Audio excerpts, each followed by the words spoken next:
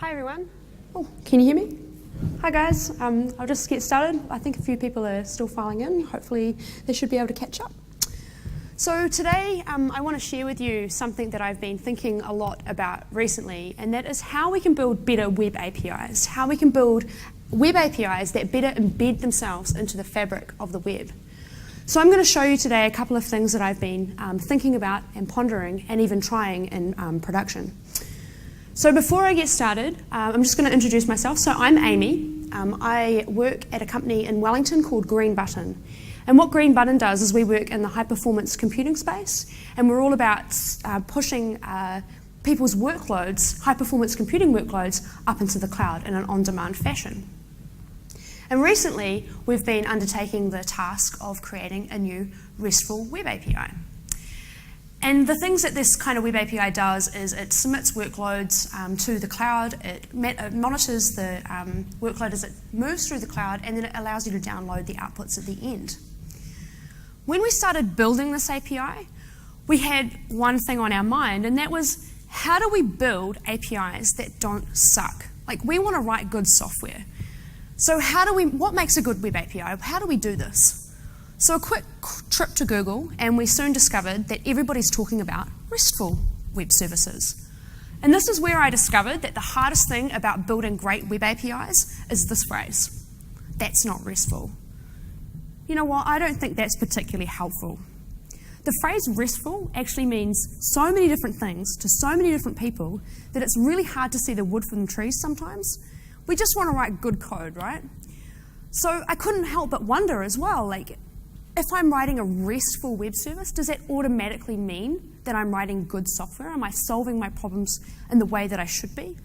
And after a while, I came to the conclusion that it all comes down to context. It's all about your particular problem. Your problem isn't the same as other people's problems, and that's okay.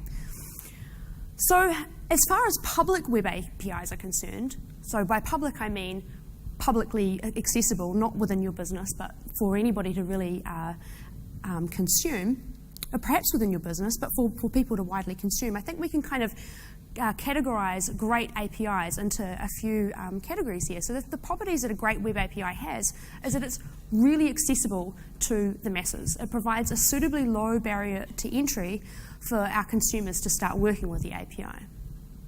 It's got to be consistent with all the existing standards and within itself. The last thing that we want to be doing, aside from throwing up a whole lot of new domain concepts that our clients and customers need to come to terms with, is having to reinvent a whole new set of standards that already exist. They need to be descriptive. People need to be able to sit down and very quickly get up to speed with the kinds of things that your API actually does. And they need to be flexible. The worst kind of APIs are the ones that break all of their clients every single time a new version is minted. We really want to be avoiding that at all cost. So with those thoughts in mind, as I travelled around the web API space, one key theme kept repeating, and that was we need to be going with the grain of the web. We need to be growing with the grain of HTTP to help us build better web APIs. So to explain what I don't mean by this, I'm going to give you an example. Okay, fair warning, I am not saying that WCF is bad. Please do not think that I'm saying WCF is bad. They work really well, WCF solutions work really well in a particular set of contexts. But for publicly consumed web APIs, they are not a good fit. So WCF is an implementation of RPC. So RPC stands for Remote Procedure Call. And the idea here is that you're going to have two execution contexts. You're going to have your client and your server. It doesn't have to be a client and server, but it generally is. And the idea is that the client is going to remotely invoke an action on the server. But before the client can do this, the client and server need to contractually agree about what those operations are up front. They also need to contractually agree about the messages that are going to be passed between. So the available actions and the underlying objects are going to be passed to and from. So SOAP and WCF, they provide a way for you to define this contractual agreement through a WSDL document, some of which you can see here. And what this document is describing is exactly what the operations are and exactly what the message types will be. So to consume this API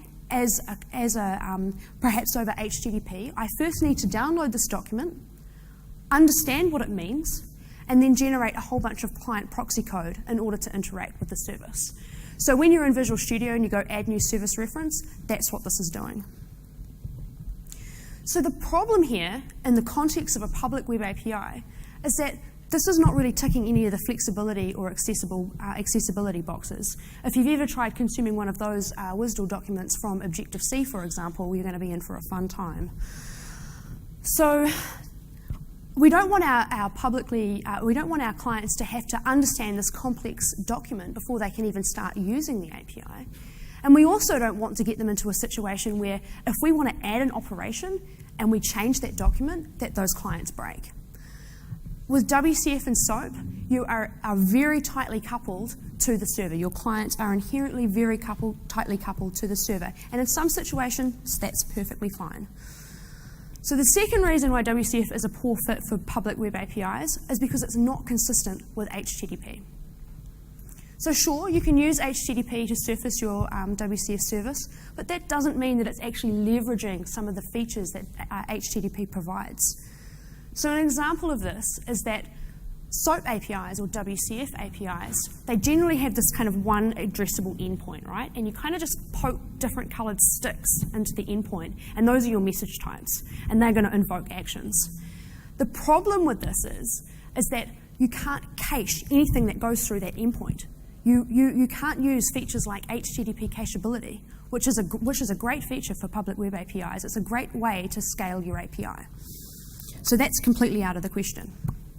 So again, I've been a little bit rough, but please don't go to work on Monday and say to your boss, I'm going to rip out all of our WCF services, because there's probably a really good reason that they were there in the first place. So don't say, Amy said so, I'm going to rip them out, because they're still a good fit for some scenarios. It's one tool in our toolbox. So SOAP and RPC style APIs, they really exist on top of the web. They don't really embed themselves into the web. What we want to do is start building APIs that really exist inside that fabric of the web, that really leverage HTTP, that are accessible, consistent, descriptive, all of those great things.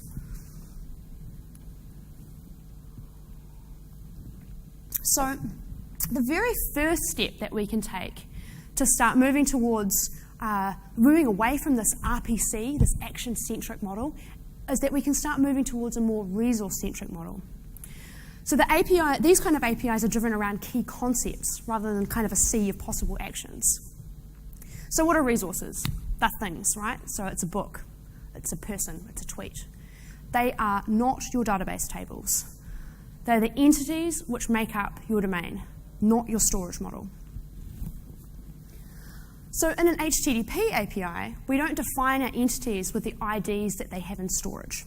We don't do this anymore. What we do is we start identifying these resources using a uniform resource identifier. And this is because HTTP clients, like the browser perhaps, only understand the URL. They don't know anything about your person ID. They just understand a URL. And so this is a really key transition point to moving away from, moving more towards APIs which go with the grain of the web. So here is an identifier that allows us to retrieve a collection of things, a thing collection resource.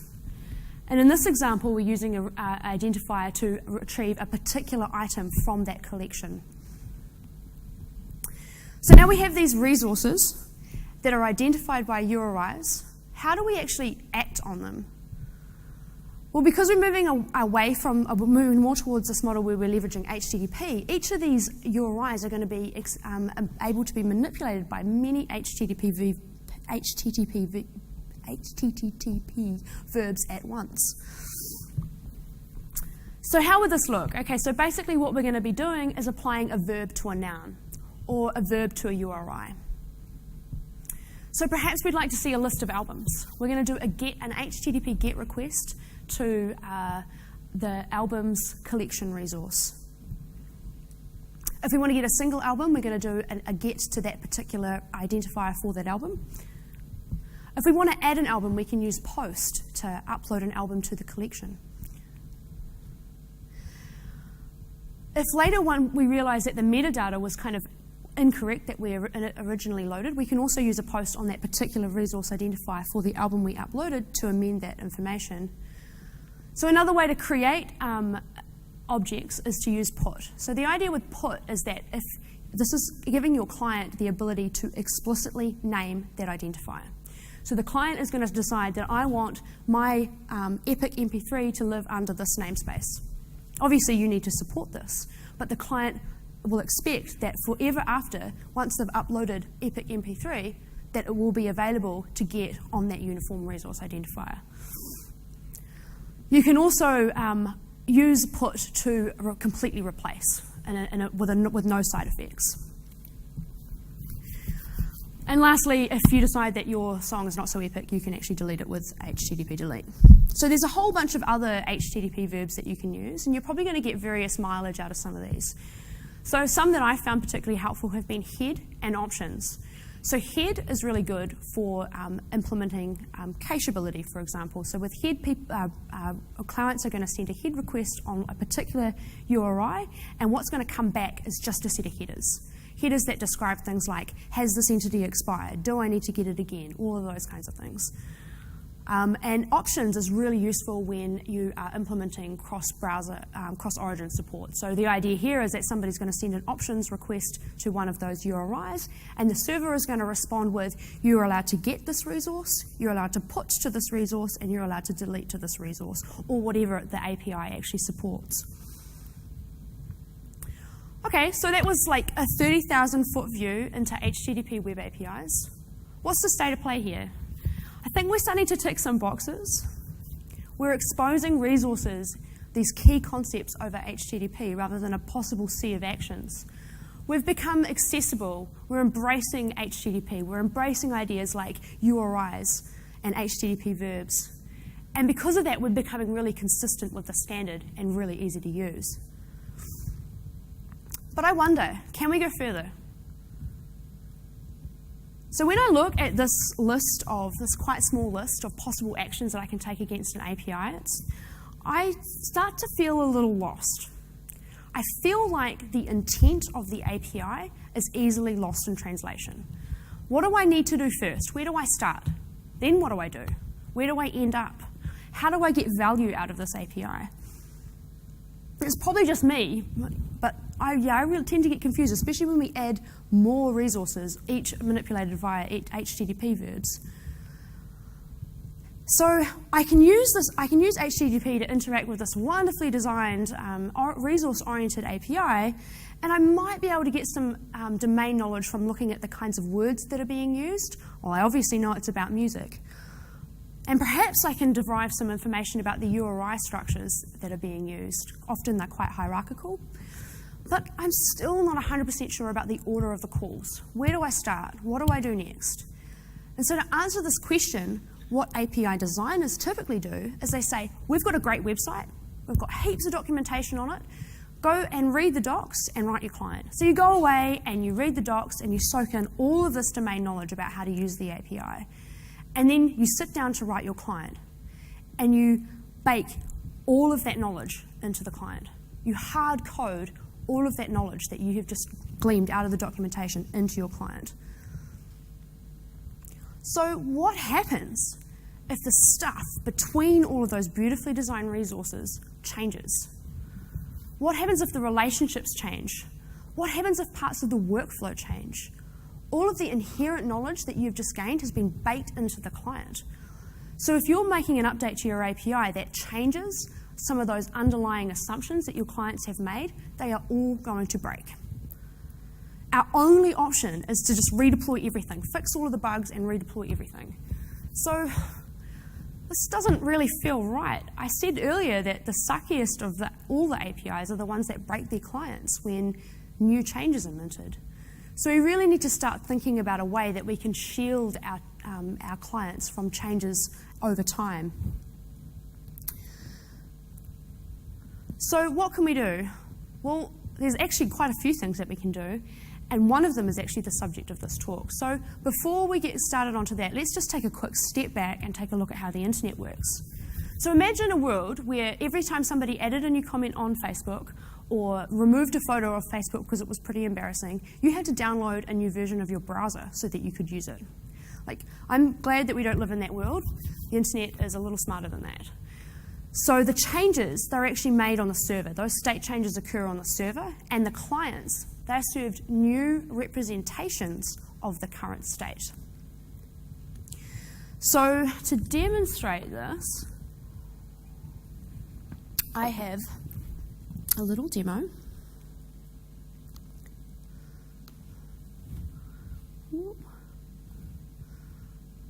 So I have a library, okay, and there's a few interesting books in the library. And I have some links under each of these library books, and I'm just going to view one of those. So I've been presented in this representation of, I'm just going to wait for IIS to start as well while we're talking. So what we're being served here is a representation of a book, okay? And this book has some available possible actions that can be taken. So the two actions that we have here are home and checkout. And so what I'm going to do is I'm just going to click checkout. And I find that, it's gone off the screen, I find that a new action has appeared and the old action has been removed. I am now able to check in my book, but I'm not able to check it out again. And this makes perfect sense, right? The state's changed on the server, the web app's serving something different. And so if I check in, we'll see that it goes back again. So, check out, excellent. So that might seem, just get this going again. So that might seem a little obvious, but the interesting thing about this is that inside those HTML documents, what we were being told was what the next possible action was. The state was being updated on the server, and we could check out a book, and then old actions were removed when we'd checked it out, and new ones were added to check it back in. So this might not seem like particularly groundbreaking stuff, but it's really key to start understanding the value that something like Hypermedia can provide you. So what's happening here is the server is helping the client build a map of the available resources and how they're related to each other and what they can do next and how that changes over time. All the client's doing is simply making a choice about how to navigate around that space. So I'm wondering, can we do this with web APIs, right? If there's a change in the server workflow, can the server, through the API, surface that information? So can we do this? Of course we can. So Hypermedia. So this is the way browsers are able to navigate around those links. This is a very old concept. It's because the browser has a really generic understanding of HTML documents. It understands representations. It doesn't understand books. It doesn't understand tweets. It doesn't understand music. All it understands is the representation, HTML, the specification. So initially, the easiest way to think about Hypermedia is to just replace the term in your mind with the word links. So in HTML, we have a link element, and it has a rel. And that rel, this is just one of many elements in the HTML specification which allows you to link resources. But this one has a rel, and that rel describes how you're related, how this link is related to the current document. It has a title that you can use for display, and it has an href which describes where the next resource actually lives. So we could actually represent a link in XML. We could also represent a link in JSON. It's just an object, right? Please don't do this, because no one will use your API. So all of these things, HTML, JSON, XML, they are all examples of media types. So media types play a really important role in Hypermedia-driven APIs. So remember the hyper library that we looked at a moment ago? We were actually navigating around an API, if you think about it. We were navigating around a web app, but it is an API. It's exposing resources. It's exposing collections of books. It's exposing a single book, and it's representing those resources as HTML. So we can very easily do the same with XML and JSON. So I've got another demo. So I want to show you, I'm going to show you a web API server, and then I'm going to show you two clients to that server. One of those clients is going to use resources and URIs to navigate around the space and do the work, and the other one is going to use Hypermedia. And I'm going to show you how to generate links in the Web API. Okay, so just before we get started, I'll just show you the controllers that we have. Can I just get a show of hands of how familiar people are with the Web API? Okay, that's good, reasonably familiar. Awesome. What about MVC, those who are not familiar with? Okay, so a lot of the concepts that you're going to see here are actually, the controllers work in very, very similar ways. So you're going to take in a request and you're going to return a response. And that response is going to be in an XML format or a JSON format. Those two things come by default with Web API. So here we have, let me just get my mouse. So here we have a books controller that inherits from API controller. The available actions that we have are we support get on API WAC books, which is the collection of books in the library. We support a get on books WAC and ID, which is going to return a single book. We support post and we support delete. So what this API controller here is going to do is it's going to query for a book, it's going to return a book resource. If it wasn't found, it's going to return a 404, but if it was, it's going to return an OK along with the resource. So to give you an idea of what that will look like over the wire, let me just drag that across. A JSON document, just what you'd expect.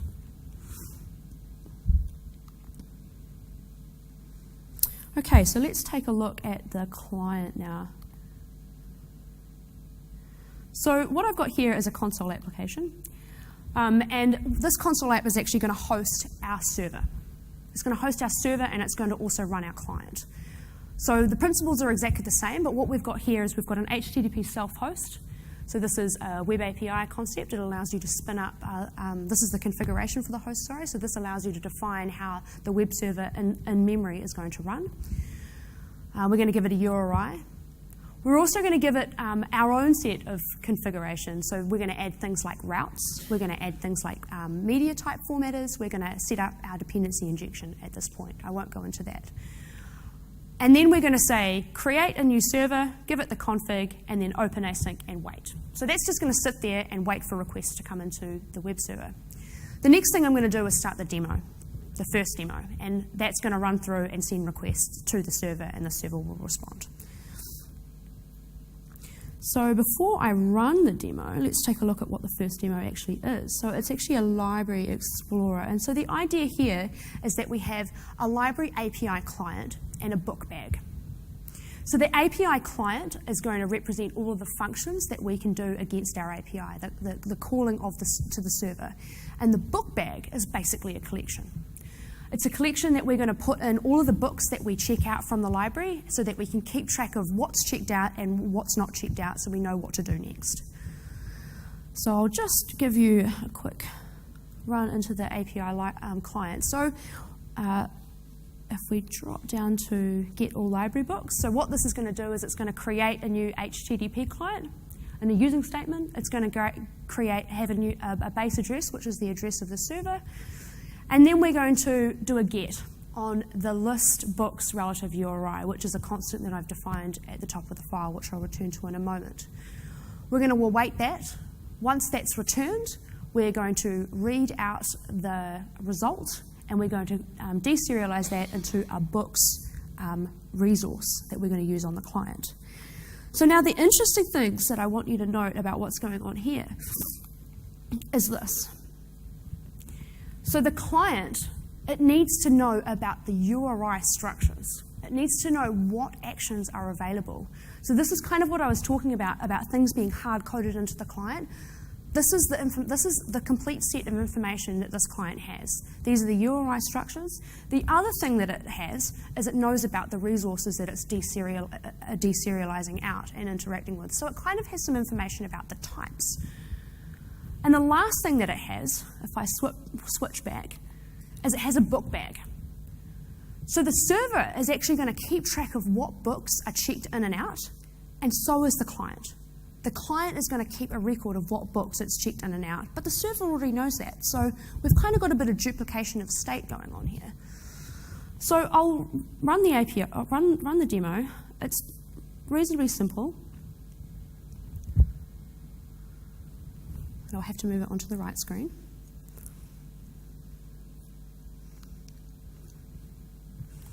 So we get presented with a set of options. We can explore the library, which is going to execute a get to get that resource back, the complete collection. We can view the checked out books that we have in our book bag.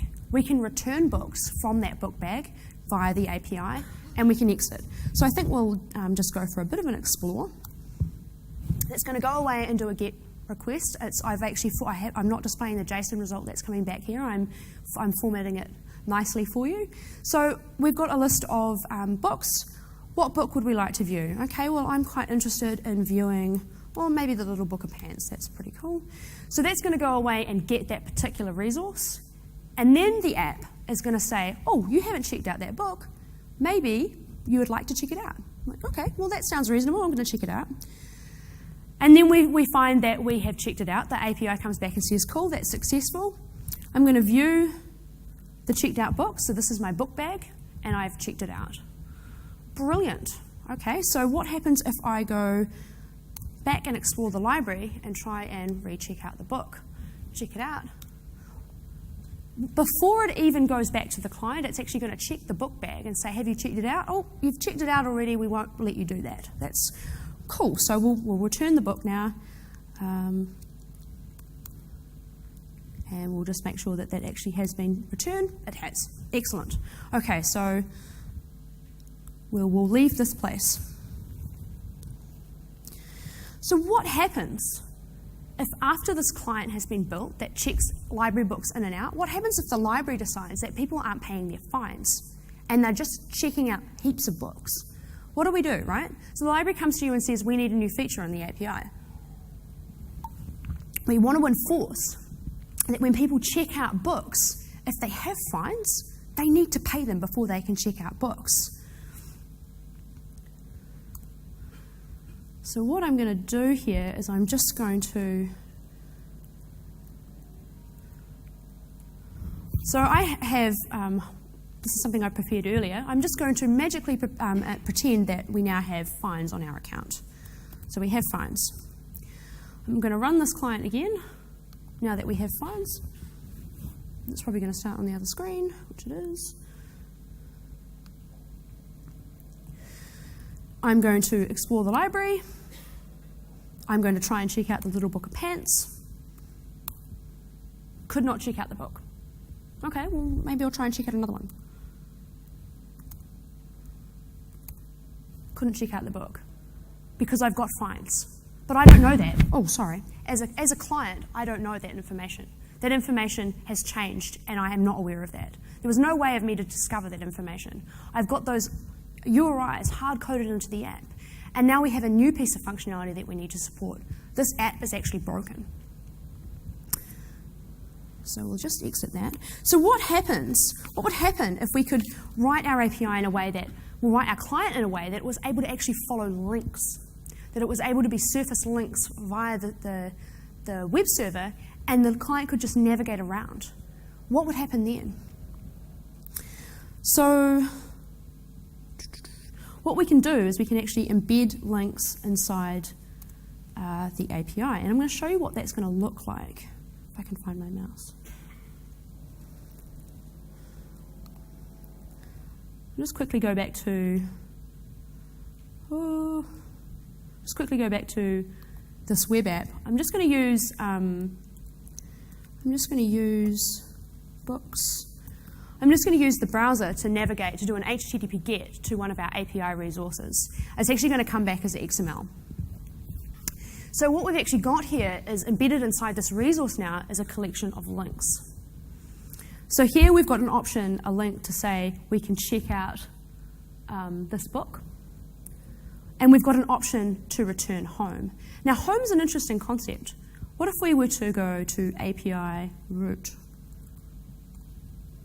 Well, this is actually giving us a collection of all actions for the API. So our client potentially could initially navigate to the root document and get a list of links, which could be added to and removed, had things added to and removed from over time as the API evolves. So our client could start here and kind of follow its nose around the API. So I'm just going to jump back into the books controller, and I'm going to show you how you can start embedding links into your web API and returning them. So here we've got our books API. We're executing a query to get that book. I'm just going to step into that. There's a couple of things happening here. Pretty simple. Go to the store, the data store, grab the book out, and then I'd like you to map it to a resource. And this is where things get interesting. So the resource the mapping actually does some pretty simple things up front. It just copies properties across. But then what it does is it has information about state. It knows whether books are checked in or out, and it's able to generate a link and put that in a link collection on the resource. So if we were to take a look at the book resource, we can see that I've called it a linkable resource.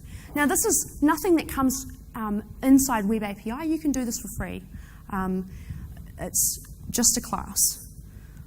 So we can create a linkable resource, and on that it can have a link to itself so that you can re-get that resource. And then it can have a collection of links, possible actions associated with that resource. So how do we actually generate these links? Okay, so there's actually a couple of ways to do this. And the way that I prefer is to generate my links very close to generating the resource itself. I like to keep all of the information pertaining to that resource in one place. So I've created a resource linker class, and all of this code is going to be available. I'll push it up to GitHub after this so you can take a look. But what is a resource linker? If we jump into that, we can see that we've got an interface here that returns a link. It takes a type of controller and an expression. And that expression is going to allow us to say, on this controller, I would like this action. It's also going to take in a rel, a name, and an HTTP method. So to show you what that call might look like, here we're saying, get me the resource link that lives on the check-in controller. It's a post action with an ID. We've given it a rel, a title, and we've said this is going to be an HTTP post method. So let's jump into the implementation of that. Whoa.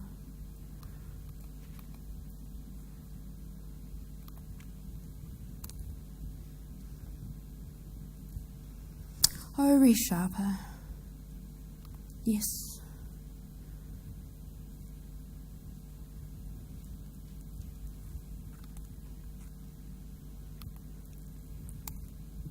Ah, bloody hell.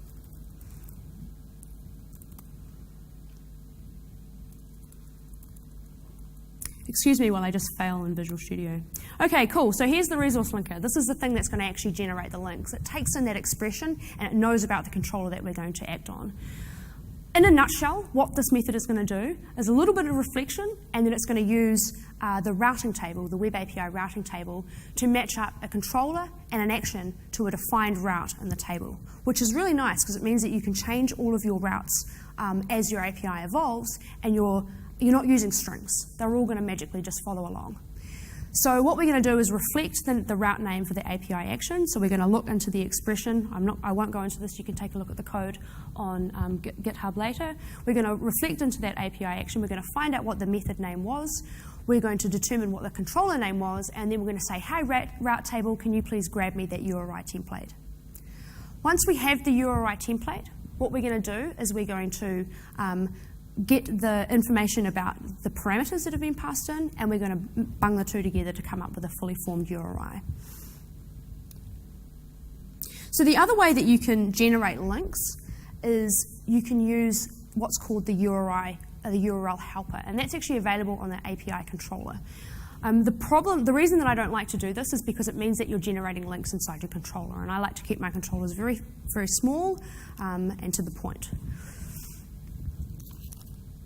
So the other thing that I want to briefly show you is the home controller, or the root controller as I so call it.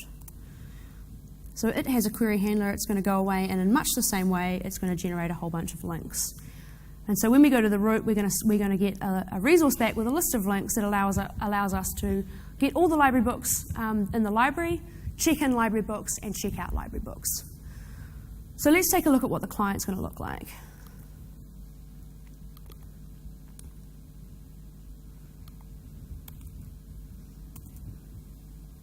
So we have a library link explorer now.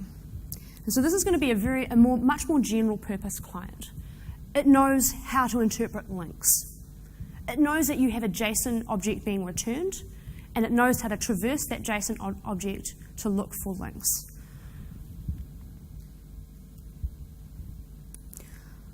Our link client becomes quite simple. In fact, I realize I can probably simplify it further.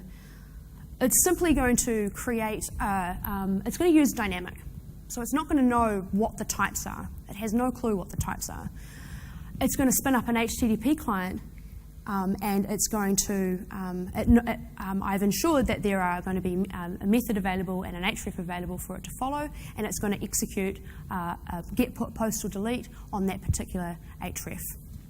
And so the way that works is, Link Library Explorer, is the first thing that we're going to do is we're going to get the root of the API. We're going to execute a GET request to that root object. And remember what that's going to do is return us a set of links. We're then going to pass that dynamic object. We're actually going to use a JObject. We're going to pass that. We're going to basically walk through the tree, the JSON tree, and find every single link that was being surfaced using JObject and dynamic. We're basically just going to look for the nodes that contain the word link, and we're going to store that. And so now we have all of the links that are being served up in that representation. What we can do now is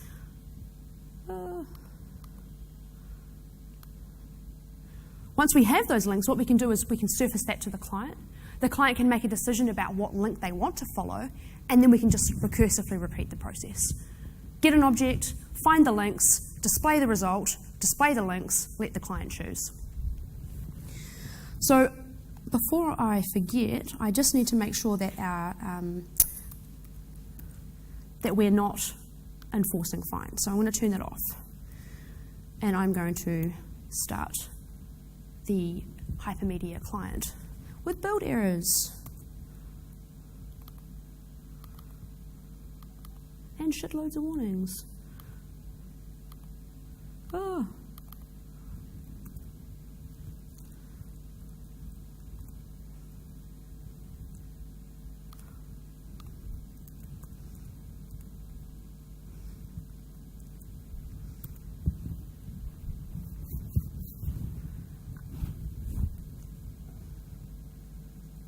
So here's our Hypermedia client. This is a client that's going to follow links. The first thing that it did was did a GET request to the root resource. It parsed those links that were available and presented them to the user. Perhaps I want to view all the library books. It's actually repeating the home resource because all of the books actually have a repeated home resource, which I could definitely tidy up. So we've been presented with a series of additional links to check out the books in the library. So I'm going to check out the Little Book of Pants, which is option number 3. So that's going to execute a post to the URI that we've been served on that dynamic object.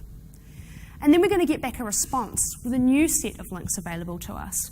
We can check in the book. We can also check out the book. We can sit in a loop where we check them in and check them out as long as we'd like, or we can go home. And that's going to go back to that root resource. It's going to get those links and provide us with a new set of options. So let's take a look at what happens when we reintroduce fines. Turn this back on. And hopefully what we're going to see is that the Hypermedia client is much more resilient to these changes in workflow. I wish I could make this console app start on the right screen. Okay, so let's navigate around the library. let's check out the little book of pants. Pay your fines. You need to pay your fines. We've got a new link. We've got a response that says, no, you can't do this, but what you can do is follow this link to correct the action. So I'm going to go ahead and follow that link.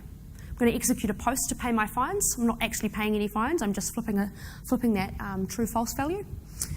And then I get a response back saying, cool, your fines are paid. What would you like to do now? Let's go home.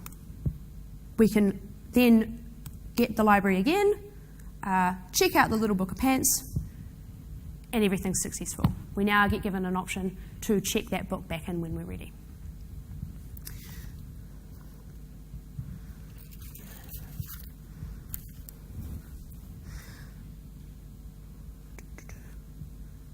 I keep losing my mouse.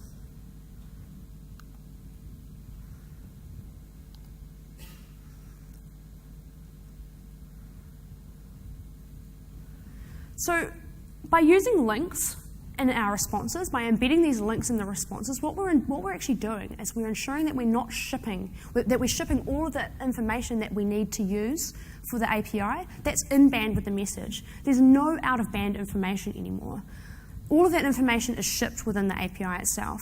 So Hypermedia is giving you a way to remove all of that inherent knowledge that your clients are embedding into their code.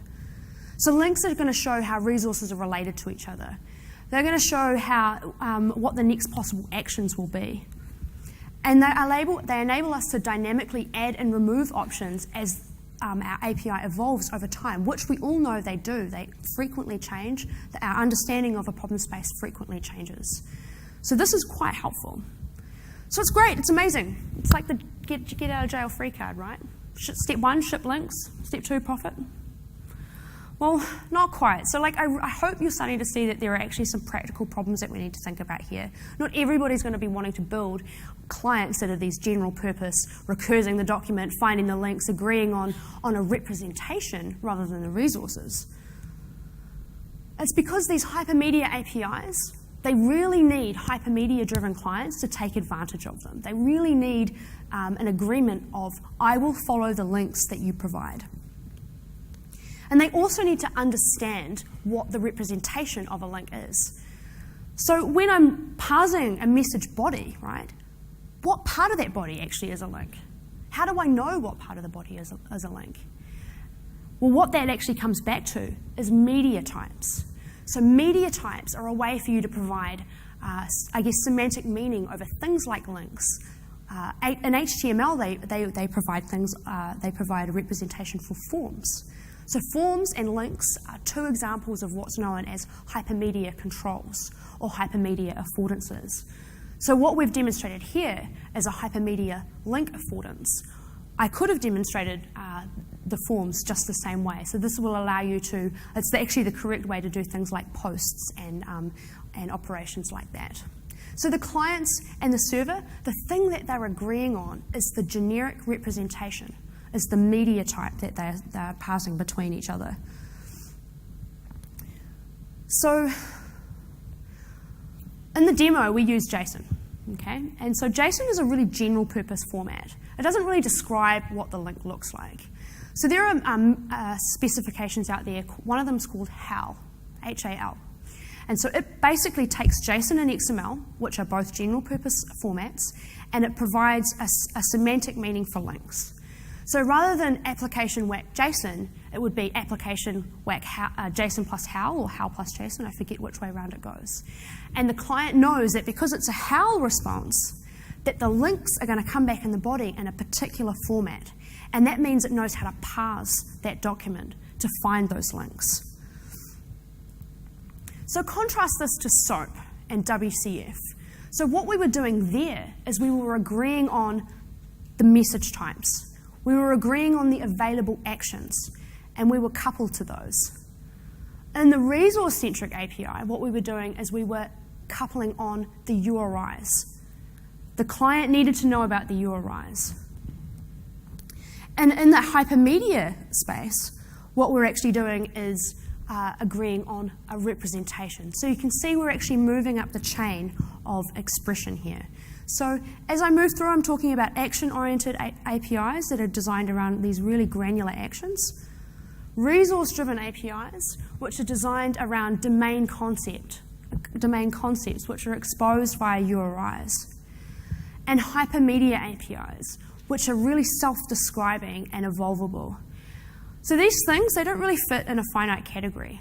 So you don't have to be one or the other. You can start borrowing ideas from up the chain as you need them. So this all comes back to context. What fits for you? What works for you? Is it going to help you build better clients? The other thing that you're going to need to think about is as you move through the spectrum and as you start supporting more and more things from up the spectrum, the kinds of clients that you can support are also going to increase.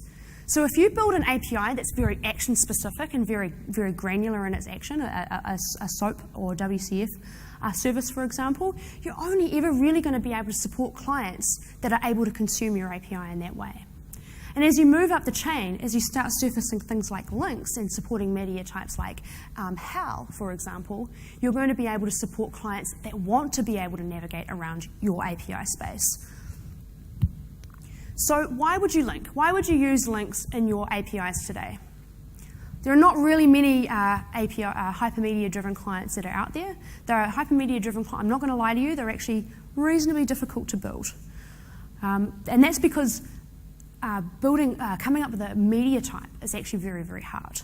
There are not many media types out there, and that's why we've got, HTML5 has taken so long to come around, because agreeing on those representations is actually very, very difficult. It's hard to think about all of the cases. So why would we want to do this? Why would we want to do something? We could do something simple like use JSON and include links. Why would we want to do that?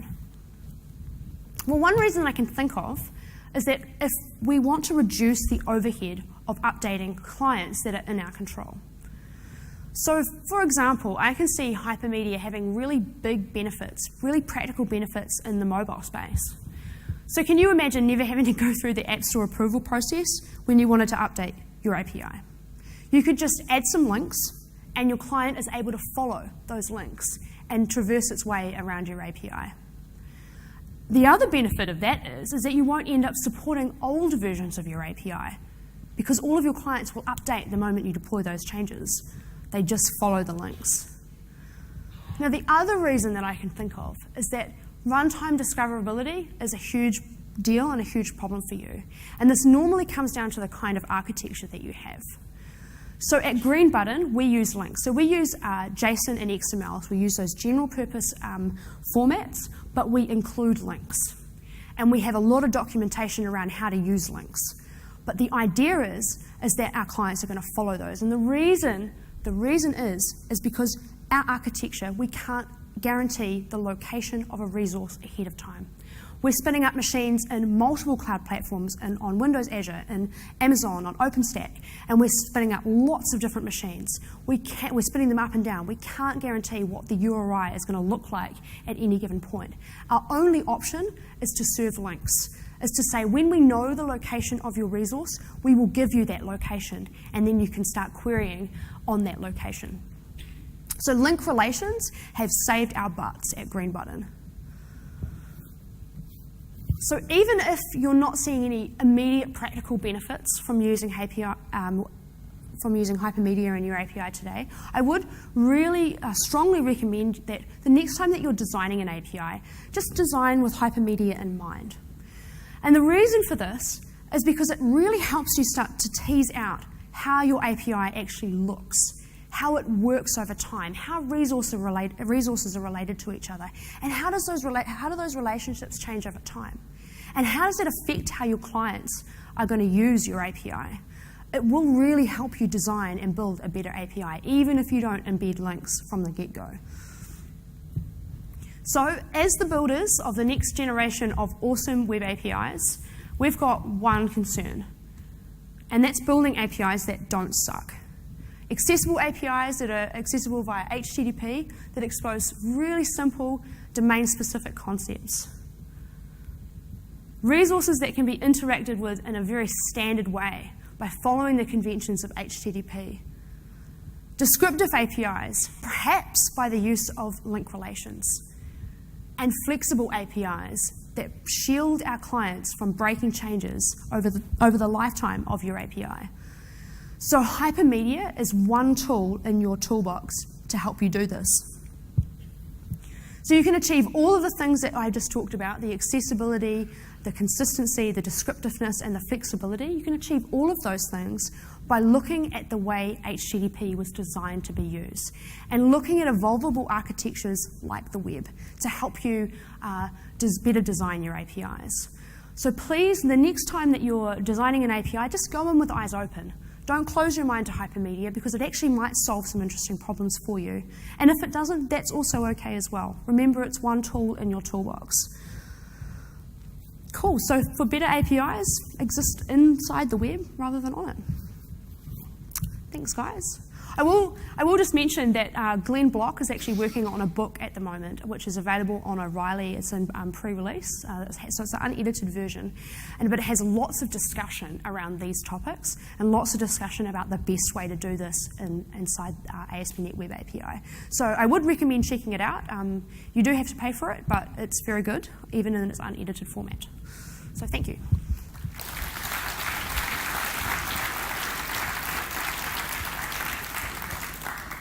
Do we have any questions? Yep.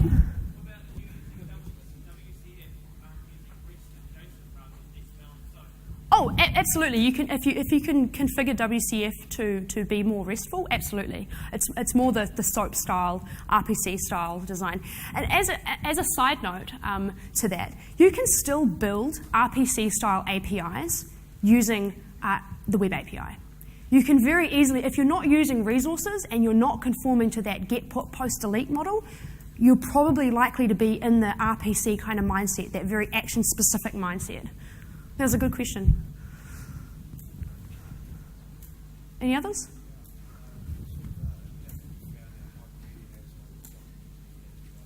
On documenting the API?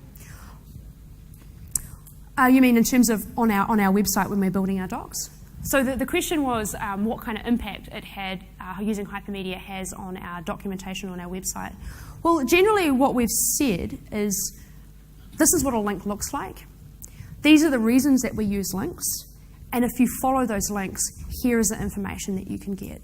So we really, we don't brand it as a Hypermedia API because for us, a lot of our clients are not hardcore programmers. They're not this audience. They're the kinds of people who are sitting in a science lab bashing out a Python script. So we really want to keep it as simple as possible within the realms of our architecture. Good question. Cool. Okay, thanks guys.